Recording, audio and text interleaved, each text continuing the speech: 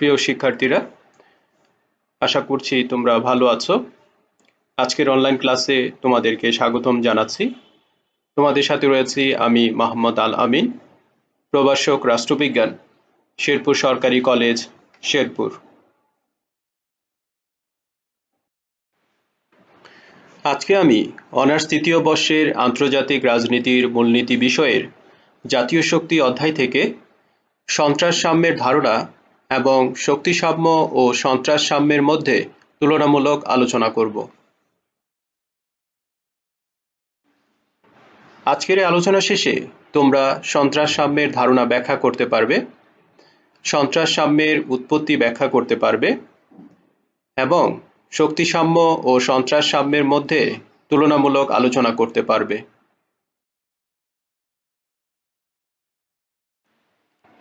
প্রিয় শিক্ষার্থীরা, তোমরা পূর্বের শক্তি সাম্য নীতি সম্পর্কিত ক্লাসের আলোচনায় জেনেছ অষ্টাদশ ও ঊনবিংশ শতাব্দীর বিশ্বশান্তি রক্ষার ক্ষেত্রে শক্তি সাম্য নীতি গুরুত্বপূর্ণ ভূমিকা রেখেছে এবং একই সাথে শক্তি সাম্য নীতিকে বিশ্বে যুদ্ধ বন্ধ করার ক্ষেত্রে একটি গুরুত্বপূর্ণ কৌশল হিসেবে মনে করা হতো। যদিও বাস্তবে দেখা গেল শক্তি সাম্য অবস্থা বিদ্যমান থাকা সত্ত্বেও বিশ্বব্যাপী পরপর দুটি বিশ্বযুদ্ধ সংঘটিত হলো এবং এতে করে বড় ধরনের মানব বিপর্যয় সংঘটিত হয়েছে, যার ফলশ্রুতিতে বিভিন্ন রাষ্ট্রবিজ্ঞানীগণ শক্তি সাম্যকে বিশ্বশান্তি রক্ষার ক্ষেত্রে একমাত্র কৌশল হিসেবে মেনে নিতে চান না, বরং তারা এর পাশাপাশি শক্তি সাম্যের সাথে সম্পর্কযুক্ত বা সমান্তরাল নতুন একটি নীতি নিয়ে আলোচনা শুরু করেন। আর এর প্রেক্ষিতেই বিশ্বব্যাপী সন্ত্রাস সাম্য নামে নতুন একটি নীতির আবির্ভাব ঘটে।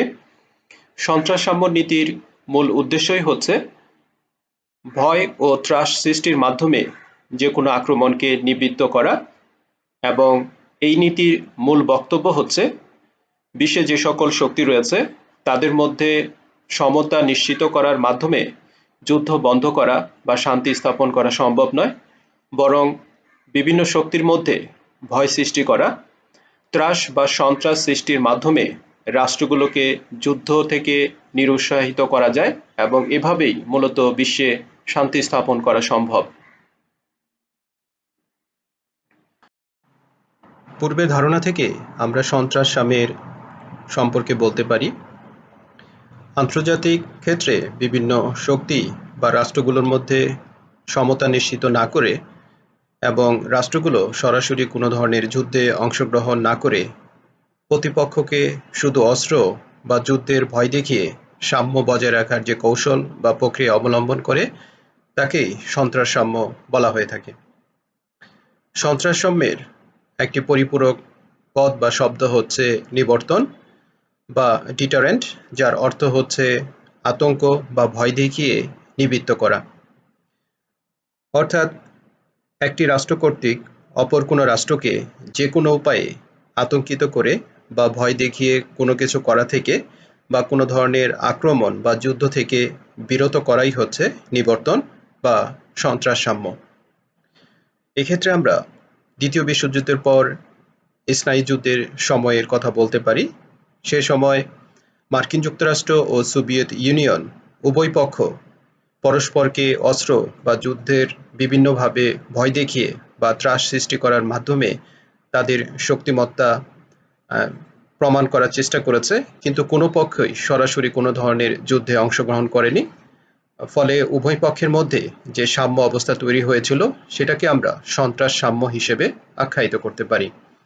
সন্ত্রাস সাম্য ধারণাকে অধ্যাপক অর্গানস্কি ব্যাখ্যা করার চেষ্টা করেছেন। তার মতে বর্তমান সময়ে যেহেতু বিশ্ব ব্যবস্থায় রাষ্ট্রগুলো বিভিন্ন ধরনের মারণাস্ত্র বা পারমাণবিক অস্ত্রে সমৃদ্ধ, সেক্ষেত্রে কোনো রাষ্ট্রই প্রথম দিকে আক্রমণ করতে চায় না, অর্থাৎ আক্রমণের ঝুঁকি নিতে চাচ্ছে না, কারণ আক্রমণ করলে প্রত্যেকটি রাষ্ট্রই পাল্টা আক্রমণের শিকার হতে পারে এবং এক্ষেত্রে আক্রমণকারী রাষ্ট্রটির বড় ধরনের ক্ষতি হওয়ার সম্ভাবনা আছে। আর এই ধরনের যে পরিস্থিতি তৈরি হয়েছে বা ভয়ের একটা অবস্থা সৃষ্টি হয়েছে, এই অবস্থায় থেকে রাষ্ট্রগুলো সরাসরি যুদ্ধ থেকে বা আক্রমণ থেকে বিরত থাকছে এবং এক ধরনের বিশ্বব্যাপী সাম্যের প্রতিষ্ঠিত হচ্ছে। এই ধরনের সাম্যকেই অর্গানস্কি সন্ত্রাস সাম্য হিসেবে আখ্যায়িত করেছেন। আন্তর্জাতিক রাজনীতিতে সন্ত্রাসসাম্য ধারণাটির বিকাশ ঘটেছে সাম্প্রতিককালে। 1950 সালের 28 মার্চ ব্রিটেনের প্রধানমন্ত্রী উইনস্টন চার্চিল পার্লামেন্টের আলোচনায় পারস্পরিক সন্ত্রাস বা মিউচুয়াল টেরর শব্দটি ব্যবহার করেন।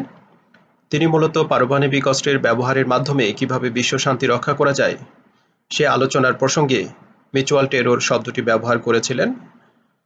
তিনি সরাসরি ব্যালেন্স অফ টেরর বা সন্ত্রাসসাম্য শব্দটি ব্যবহার না করলেও তার এই বক্তৃতার পর থেকেই সন্ত্রাসসাম্য নিয়ে নতুন একটি আলোচনা শুরু হয়।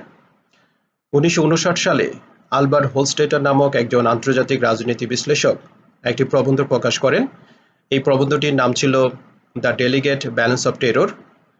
মিস্টার আলবার্টের এই প্রবন্ধ প্রকাশিত হওয়ার পর থেকেই মূলত সন্ত্রাসসাম্য নীতিটি জনপ্রিয়তা লাভ করে এবং এই প্রবন্ধটি প্রকাশের পেছনে মূল উদ্দেশ্য ছিল যুদ্ধ সম্পর্কে মার্কিন যুক্তরাষ্ট্রকে সতর্ক করা এবং একই সাথে মার্কিন যুক্তরাষ্ট্র যাতে সোভিয়েত ইউনিয়নের বিরুদ্ধে যথাযথ ব্যবস্থা গ্রহণ করে সে আহ্বান জানানো।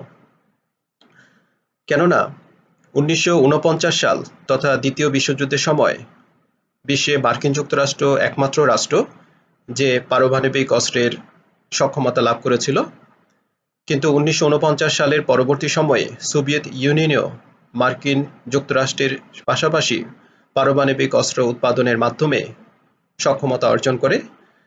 ফলে বিশ্ব ব্যবস্থা দুটি আলাদা ব্লকে বিভক্ত হয়ে পড়ে এবং এই রাষ্ট্র দুটি নিজেদের শক্তিমত্তা প্রদর্শনের জন্য পরস্পর বিভিন্ন ধরনের ভয় বা ভীতি প্রদর্শনের জন্য চেষ্টা অব্যাহত রেখেছিল।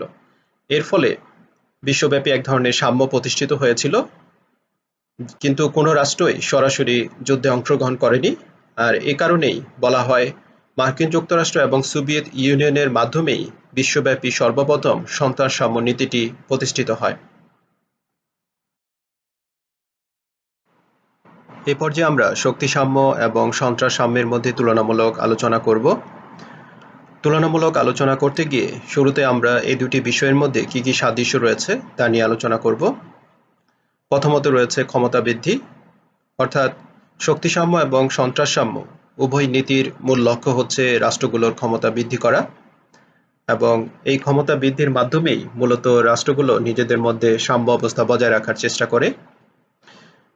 তৃতীয় সাদৃশ্য হচ্ছে সমতার স্তর, অর্থাৎ শক্তিসাম্য অথবা সন্ত্রাসসাম্য উভয় নীতির মাধ্যমেই রাষ্ট্রগুলো নিজেদের মধ্যে এক ধরনের সমতা তৈরি করার জন্য প্রচেষ্টা চালায় এবং সমতা নির্ধারিত হলেই কেবল বিশ্বশান্তি প্রতিষ্ঠিত হবে বলে মনে করা হয়।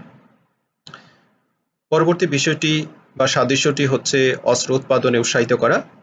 উভয় নীতি রাষ্ট্রগুলোকে বিভিন্ন ধরনের অস্ত্র উৎপাদনের ক্ষেত্রে উৎসাহিত করে এবং অস্ত্র উৎপাদনের প্রতিযোগিতায় রাষ্ট্রগুলোকে লিপ্ত করে।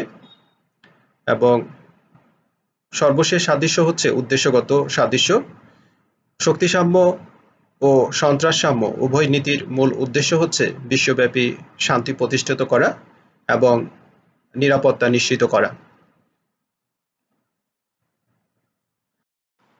শক্তিসাম্য এবং সন্ত্রাসসাম্য নীতির মধ্যে তুলনামূলক আলোচনার এ পর্যায়ে আমরা কি কি পার্থক্য রয়েছে তা দেখে নেব। তোমরা এখানে কিছু পার্থক্য দেখতে পাচ্ছ। শুরুতে রয়েছে ধরনগত পার্থক্য। শক্তিসাম্যের ক্ষেত্রে রাষ্ট্রগুলো মূলত সনাতন অস্ত্র প্রয়োগের মাধ্যমে তাদের সাম্য প্রতিষ্ঠা করতে চায়। অন্যদিকে সন্ত্রাসসাম্যে রাষ্ট্রগুলো আধুনিক যুদ্ধাস্ত্র বা পারমাণবিক অস্ত্র ব্যবহারের মাধ্যমে সাম্য প্রতিষ্ঠা করতে উদ্যোগ গ্রহণ করে। দ্বিতীয় পার্থক্যটি হচ্ছে লক্ষ্যগত। শক্তিসাম্যের মূল লক্ষ্য হচ্ছে বিভিন্ন রাষ্ট্র বা শক্তির মধ্যে সমতা রক্ষা করা এবং সমতা রক্ষার মাধ্যমে তারা ভারসাম্য প্রতিষ্ঠা করতে চায়। অন্যদিকে সন্ত্রাসসাম্যের মূল লক্ষ্য সমতা রক্ষা নয়, বরং হুমকি বা ত্রাস সৃষ্টির মাধ্যমে তারা রাষ্ট্রগুলো বা শক্তিগুলোর মধ্যে ভারসাম্য রক্ষা করার জন্য উদ্যোগ গ্রহণ করে। তৃতীয় পার্থক্যটি হচ্ছে পরিমাপযোগ্যতা। শক্তিসাম্যর ক্ষেত্রে রাষ্ট্রগুলোর শক্তি পরিমাপ করা যায় না, এটি কেবলমাত্র ধারণা করা সম্ভব। অন্যদিকে সন্ত্রাসসাম্য নীতিতে যেহেতু রাষ্ট্রগুলো অস্ত্র প্রদর্শন করার মাধ্যমে ভয়ভীতি সৃষ্টি করে, ফলে রাষ্ট্রগুলোর অস্ত্র সম্পর্কে একটি ধারণা লাভ করা যায় এবং একই সাথে বৈজ্ঞানিক কলাকৌশল প্রয়োগের কারণে অস্ত্রগুলোর কার্যকারিতা সম্পর্কেও ধারণা লাভ করা সম্ভব। চতুর্থ পার্থক্যের বিষয় হচ্ছে জোট গঠন। শক্তিসাম্য নীতি রক্ষার অন্যতম একটি প্রধান কৌশল হচ্ছে জোট গঠন বা মৈত্রী জোট তৈরি করা। রাষ্ট্রগুলো তাদের মধ্যে সাম্যতা রক্ষার জন্য একাধিক রাষ্ট্রের সাথে জোট গঠন করে থাকে এবং এভাবেই তারা শক্তিশালী কোনো রাষ্ট্রকে মোকাবেলা করে থাকে। অন্যদিকে সন্ত্রাস-সাম্য নীতিতে কোনো ধরনের জোট গঠনের প্রয়োজনীয়তা নেই, কারণ এক্ষেত্রে রাষ্ট্রগুলো সরাসরি কোনো যুদ্ধে জড়িত হয় না। ৫ নম্বর পার্থক্যগত বিষয়টি হচ্ছে অস্ত্রের ব্যবহার। শক্তিসাম্য নীতিতে অস্ত্রের অবাধ ব্যবহার করার সুযোগ রয়েছে এবং এক্ষেত্রে অস্ত্র ব্যবহারের জন্য রাষ্ট্রগুলো প্রতিযোগিতায় লিপ্ত হয়। কিন্তু সন্ত্রাস-সাম্য নীতিতে রাষ্ট্রগুলো বিভিন্ন ধরনের অস্ত্র প্রদর্শন করলেও অস্ত্রগুলো তারা খুব সীমিত আকারেই ব্যবহার করে বা ব্যবহার না করেও শুধুমাত্র ভয় সৃষ্টির উদ্দেশ্যে তারা অস্ত্রগুলো প্রদর্শন করতে পারে।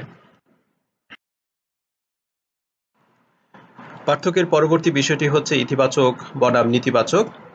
শক্তিসাম্য নীতিকে একটি নেতিবাচক ধারণা বলে মনে করা হয়, কারণ শক্তিসাম্য নীতির মাধ্যমে শক্তির ভারসাম্য অর্জন করতে গেলে রাষ্ট্রগুলোকে সরাসরি যুদ্ধে অংশগ্রহণ করতে হয়। এর ফলে রাষ্ট্রগুলোর ব্যাপক ক্ষতি সাধন হওয়ার একটি সম্ভাবনা তৈরি হয় এবং একই সাথে মানবিক বিপর্যয় সৃষ্টি হওয়ার সম্ভাবনা থাকে। অন্যদিকে সন্ত্রাস-সাম্য নীতিতে রাষ্ট্রগুলোকে যেহেতু সরাসরি যুদ্ধে অংশগ্রহণ করতে হয় না, সেক্ষেত্রে রাষ্ট্রগুলোর ক্ষতির সম্ভাবনা থাকে না এবং একই সাথে মানবিক বিপর্যয়ের সম্ভাবনা থাকে না, যে কারণে সন্ত্রাস-সাম্য একটি ইতিবাচক ধারণা। পরবর্তী পার্থক্য হচ্ছে ফলাফলগত। শক্তিসাম্য নীতির ফলাফল প্রত্যক্ষ করা যায়, অর্থাৎ শক্তিসাম্য নীতির মাধ্যমে ভারসাম্য অর্জন করতে গিয়ে রাষ্ট্রগুলো যুদ্ধে জড়িয়ে পড়ে এবং যুদ্ধ পরবর্তী শান্তি প্রতিষ্ঠিত হওয়ার একটি সম্ভাবনা তৈরি হয়। অন্যদিকে সন্ত্রাস-সাম্য নীতিতে রাষ্ট্রগুলো যুদ্ধে জড়িত না হলেও সবসময় একটি মানসিক চাপ বা মনস্তাত্ত্বিক চাপের মধ্যে থাকতে হয় এবং এক পর্যায়ে গিয়ে তাদের মধ্যে ভারসাম্য প্রতিষ্ঠিত হলে শান্তি প্রতিষ্ঠিত হয়। পরবর্তী পার্থক্যের বিষয় হচ্ছে রাষ্ট্রের অংশগ্রহণ। শক্তিসাম্য নীতির সফলতা অধিক রাষ্ট্রের অংশগ্রহণের উপর নির্ভর করে, অর্থাৎ এই নীতিতে যত বেশি রাষ্ট্র অংশগ্রহণ করবে, শক্তিসাম্য বা ভারসাম্য তত তাড়াতাড়ি অর্জিত হবে। এজন্য রাষ্ট্রগুলো জোট গঠনের উপর গুরুত্ব আরোপ করে।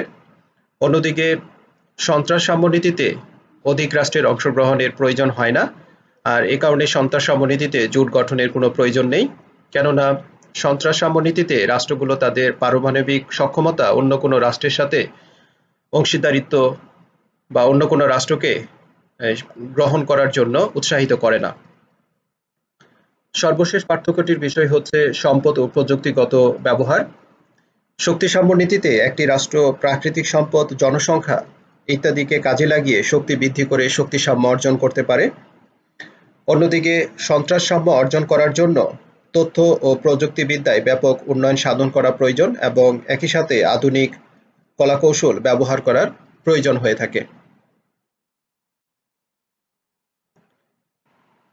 আমার আজকের আলোচনা এই পর্যন্তই। সবাইকে ধন্যবাদ।